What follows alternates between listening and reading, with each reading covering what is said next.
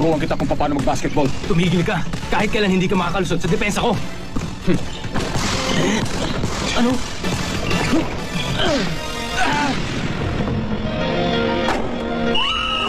Foul number 10. Basket counted 1 free throw.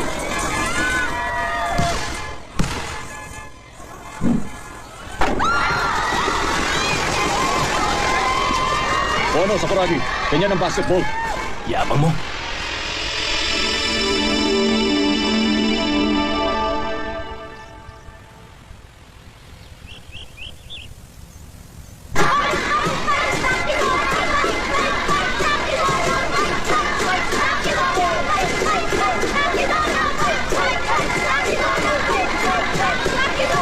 Parang po nakakatakot naman ang mga tao dito. Pero hindi tayo pwedeng matakot. Dapat supportahan din natin ang team natin katulad ng tatlong babaeng yun. Rukawa! Let's go! Rukawa! Rukawa!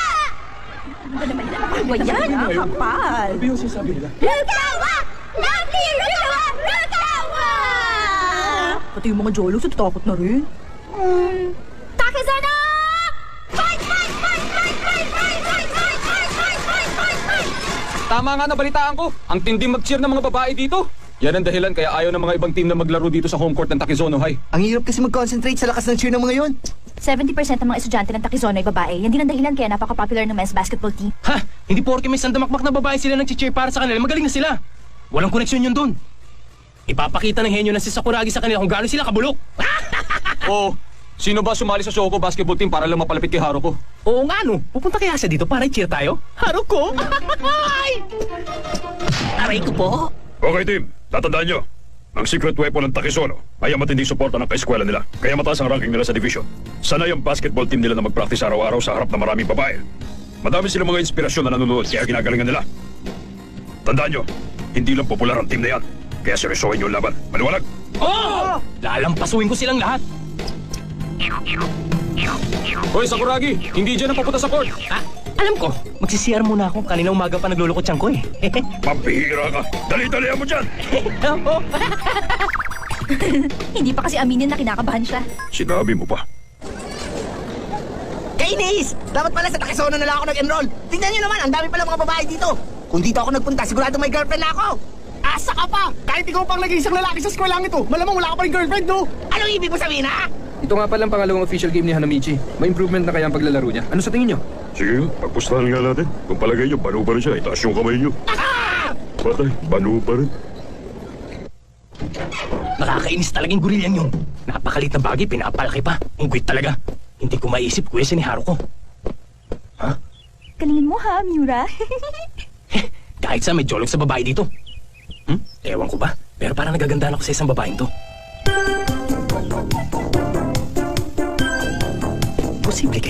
Posible kayang magkagusto sa akin ng babaeng taga-Takizono? Sagutin kaya ako ng santo. Sa wakas, may babae pala taga rito na may taste! Ikaw pala, Sakuragi? Pasensya ka na ha, Sakuragi. Pero si Oda ng men's basketball team ang sasagutin ko.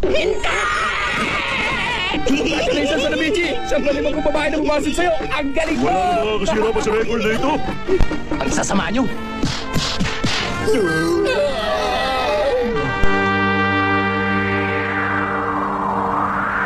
Ha? Ikaw pala yan, Yoko? Kumusta ka na nga pala dito? Okay naman. Ganun ba? Teka, Sakuragi, bakit ka nakasuot ng uniforme? Ha? Ito ba? Bakit, mabaho ba? Kung sa bagay, hindi ko pa ito nalalaban simula nung huling laro namin. Pasensya ka na, Balita ko nga sa Shoko High School ka nag-enroll. Hindi ko akalaing sasali ka pala sa basketball team. Oo. Siyempre naman, sportsman yata to. Nakakagulat lang kasi, nung junior high ka, hindi ka naman nagbabasketball eh. Nagkataon lang kasi nung panahon na yun, hindi pa lumalabas ang aking galing ko sa basketball. Ngayon lang lumabas. Tinalo ko na nga yung captain namin na gorilla eh. Malapit ako magisusunod na captain namin. Gorilla? Mukha kasing gorilla kaya palayaw niya yun.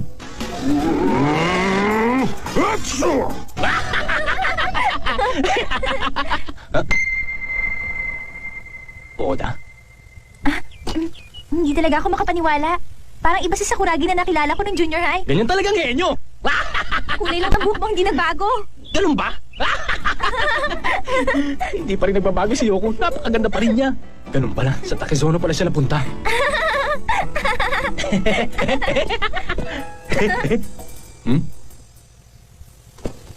Hindi ko akalaing magkakilala pala kayong dalawa. Oo, Oda. Oda? Sakuragi, nagpapatawa ka ba? Bakit ganyan ang suot mo? Oo nga, Oda. Nakakagulat, diba? Kasali pala sa basketball team ng Shokuhai si Sakuragi. Hindi lang nakakagulat. Nakakapagtaka pa ka mo. Bakit nga naman hindi? Wala ka namang alam tungkol sa basketball ah. Nung nasa junior high ka, wala kang ginawa kundi makipag-away buong araw.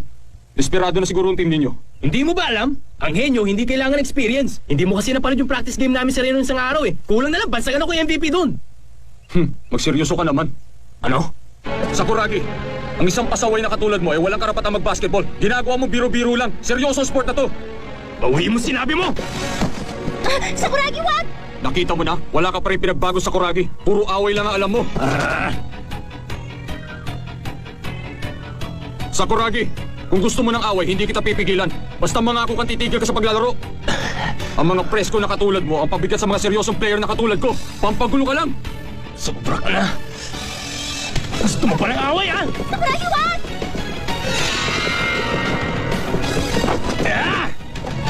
Sige, ituloy mo kung kaya mo. Tama na yan, Sakuragi! Pampagulo ka lang. Pampagulo ka lang. Pampagulo ka lang. Pampagulo ka lang.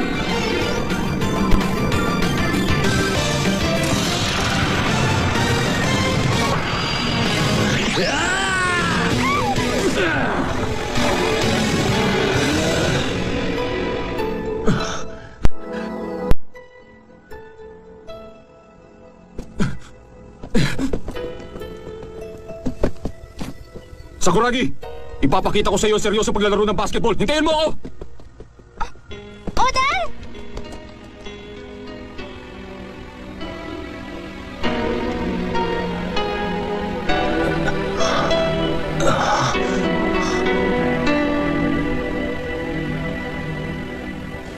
Narinig niyo ba? May umaaway daw kay Oda. Grabe, no? Inaway si Oda? Naku, sama naman. Yung number 10 daw ng Shoko kung ang umaway kay Oda. Hindi ko mapapatawad ang number 10 na yun. Inaway niya si Oda. Balita ko nga, may pasaway din sa Shoko team. Siguro siya yung may pulang buhok na malakas magsalita. Kawawa naman si Oda. Sino yun? Sakuragi yata ang pangalan.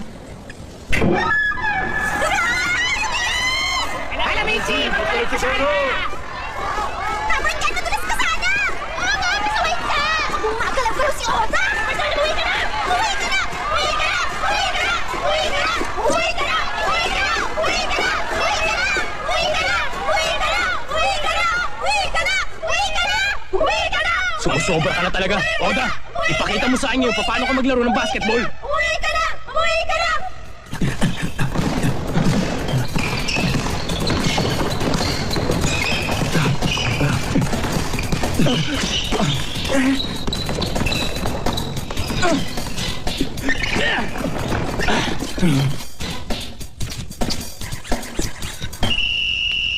Number 10, traveling! Huwag mo kukunin ang bola kung magkakalit ka lang. Tumigil ka, Ruhawa. Seryosohin mo ang laro na Michi! Masyado kasing trying hard eh. Binasted siya ng babae, napunta dun sa karibal niya, nakalaban niya ngayon. Kapag ganyan ang bumastid sa'yo, magsisisi ka talaga!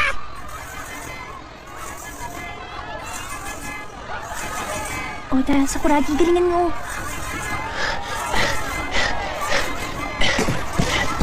Sakuragi, pati pala mga teammate mo ayaw sa'yo. Tumigil ka!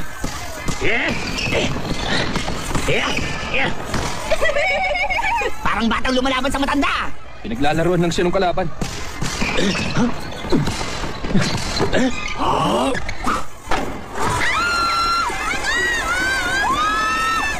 Nakakainis.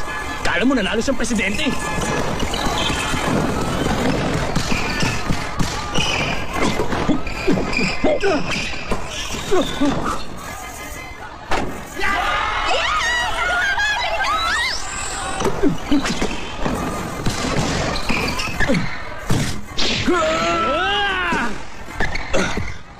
Nakita mo ba yan, Oda? Ganyan ang jumping power ng basketball genius na si Sakuragi.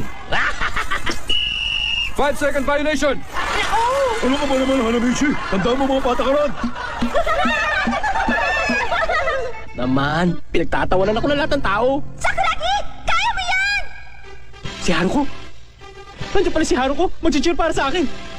Panoorin mo ako na mabuti, Haruko. Kahit gaano kalakas ang mga boses mo, ibang babae na nanonood dito, tangi ang boses mo lang yung naririnig ko. Yukawa.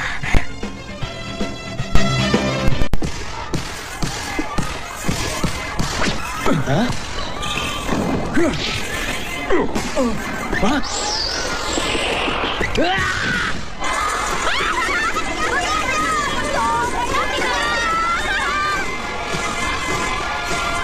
salamat, ha! And the first half!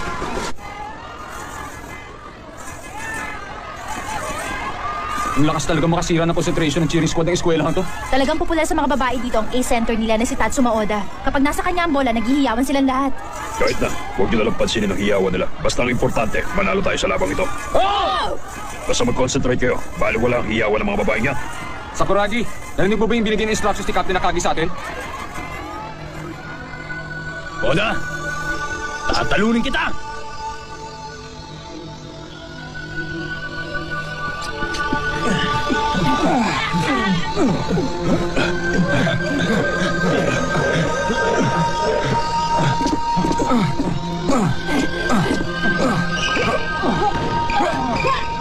Oda, balita ko napaaway na naman si Sakuragi. Siguro may nabiktima na naman ang headbutt niya.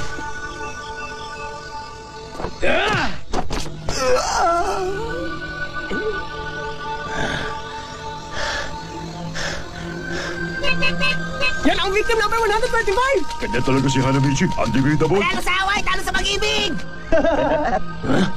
Ako, lagot! Walang ginawa si Sakuragi at mga kaibigan niya kundi kalokohan. Ako naman puro training sa basketball. Kahit gaano kahirap, hindi ako sumuko. Nagpupursige talaga ako.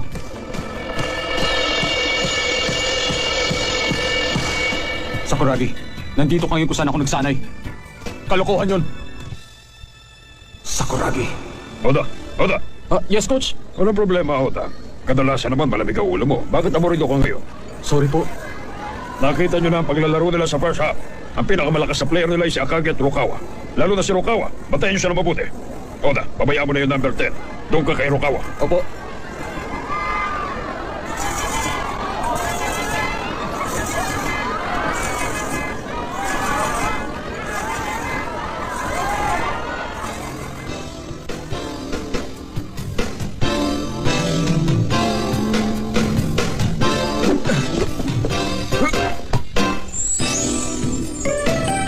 Nice one!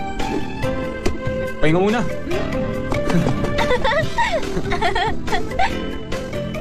Yoko, napag-isipan ko nang tatransfer ako sa Takizono. Una, matino naman ang basketball team nila. Saka, inimbitahan ako ng coach nila na sumali sa basketball team. Mukhang mabait naman. Ganun ba? Okay yun. Oo nga. Sigurado matatalo ko ang top 2 teams ng prefecture, ang Kainanday at Ryonan. Sigurado makakapasok ang Takizono sa Inter-High. Mukhang magkakatotoo na sa wakas ang pangarap ko, Yoko. Ako rin. Magta-transfer na rin ako sa Takizono, Oda. Promise yan, ha? Oh!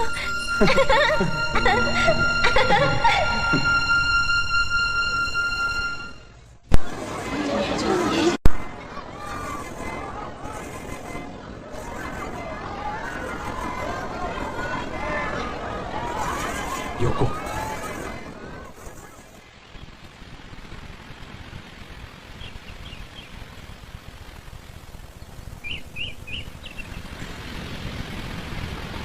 Oda? Hmm? Ang laki na ng pinagbago mo, hindi ka tulad ng junior high. Huh? Dati lagi kang nakangiti. Pero simula ng high school nakasimangot ka na palagi. Minsan nga nakakatakot ka na eh. Konting pagkakamali lang ng teammate mo, nagagalit ka na. Nung junior high pa tayo, hindi ka ganyan. Dahil lang ba sa paglalaro mo ng basketball? Natural lang yun. Seryosong laro ang high school basketball, Yoko. Para magtagumpay, kahit sa practice dapat seryoso. Oo nga, Oda, alam ko yun. Pero hindi tama na ipagpalit mo ang kasiyahan mo. Hindi kita maintindihan. Kaya lang, para kasing nagbago ka na. Tumigil ka na!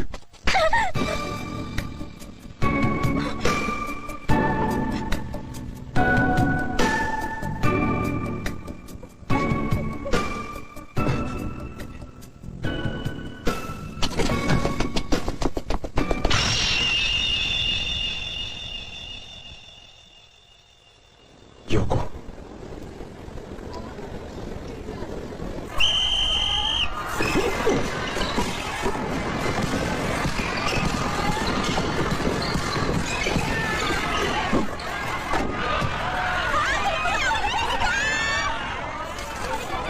Hindi siya natitinag ng hiyawan ng mga babae. Ang galing niya. Kung hindi siya matalino, talaga mabagal lang ang pick-up niya.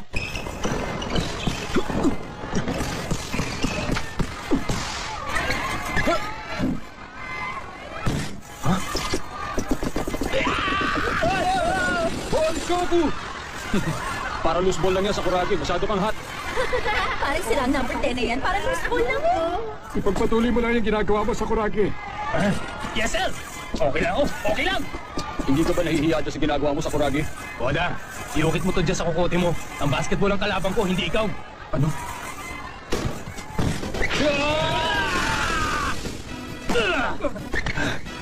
Sa Kuragi! Dito! Cory! Ayan na!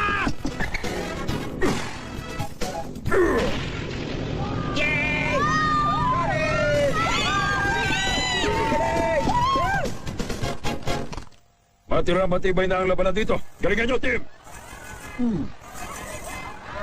Okay, team. Tapusin na natin ang labang ito. Sa Kuragi! Titira na siya!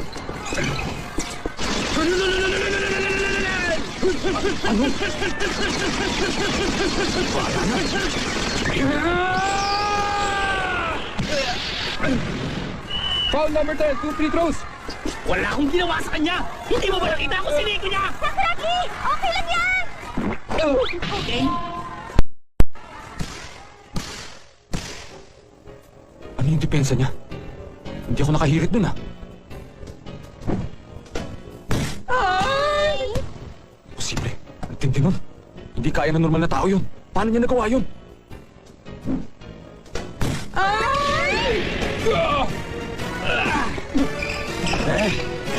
Pasok! Ay, mali! Bakit mo naman pinasa yung bola sa kalaban natin? Mali nga eh. Si Sakuragi talaga? Bakit kaya ayaw niyang ipasa yung bola kay Rukawa? Nyet, di ko na niya alam. Haruko? Okay lang, okay lang!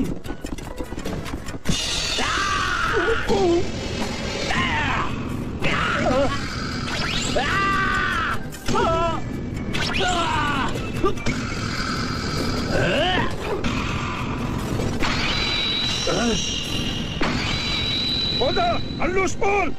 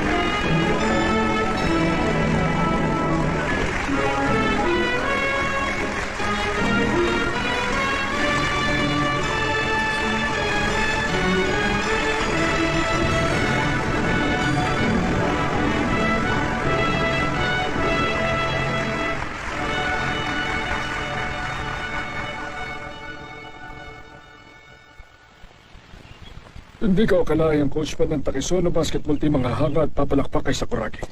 Tulad sa spirit ng team namin. Siya naman ay puno ng sigla. Malaki natutunan namin sa kanya. Determinado si Oda na makapasok sa Inter-High Championship ang team namin. Siya ang pinakaseryosong player sa team. Pero dahil sa pressure, madaling uminit ang ulo niya. Nakalimutan niya isang importanteng bagay, ang paglalaro na may puso. Isang importanteng aral na natutuhan namin ngayon. Maraming salamat po.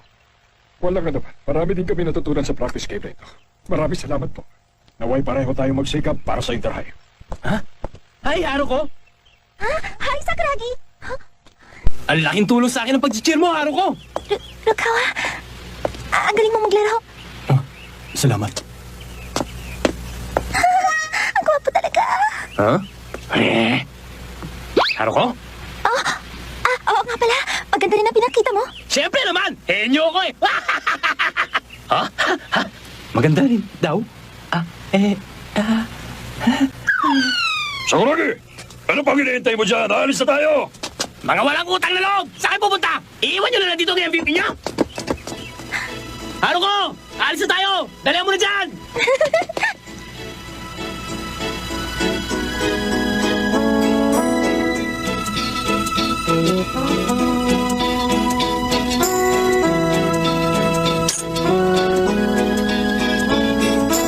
Alam mo, Yoko, ngayon ko lang naintindihan yung sinabi mo dati. Mula ngayon, maglalaro na ako ng buong puso tulad ni Sakuragi. Hindi na katulad dati. Hindi lang manalo ang importante sa larong basketball. Importante din pala na gusto kong paglalaro ko. Pero sisikapin ko pa rin na makaabot sa Interhigh. Salamat, Oda.